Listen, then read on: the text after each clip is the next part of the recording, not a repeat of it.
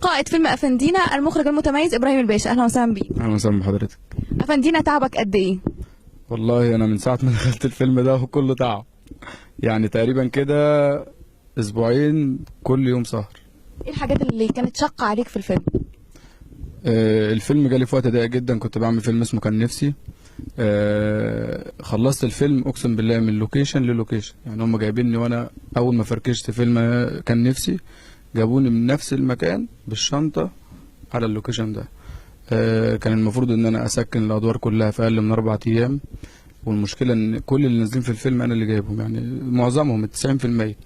فموضوع صعب طبعا انت تكون جايب حد لان هو معتبرك انت ماسك الفيلم، كل شيء اي مشكله يجي لك انت. والاصعب من ده ان انا كمان واخد دور اساسي في الفيلم، دور محوري، ان انا صاحب النايت بشخصيه ساهر.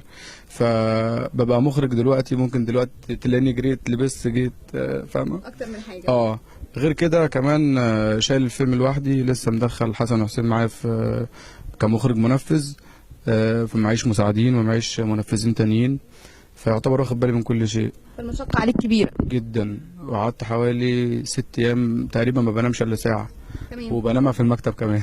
بس أنا ملاحظة إن في روح المحبة سائدة مع فريق العمل كله، إيه السبب؟ دي حقيقة. ويمكن دي الحاجة الوحيدة اللي مخلينا مستحملين الفيلم ومستحملين ظروفه. ان اكتر حاجة ان الفريق كله بيحب بعضه. فريقك كله أغلبيته من الشباب، إيه السبب؟ قصدها؟ الأستاذ أيمن رمضان المؤلف كاتب معظم الشخصيات المحورية شباب، تمام. مفيش إلا أدوار بسيطة جدا اللي هو أب وأم، لكن ال 90% برضه كله شباب. الفكرة المحورية لفيلم أفندينا. والله هو فيلم دراما كله بيتكلم عن مشاكل المجتمع، يعني يعتبر حواديت كتير جوه حدوتة واحدة، وكل الناس كل الشخصيات بتتقابل في نفس النايت اللي المفروض إن أنا صاحبه.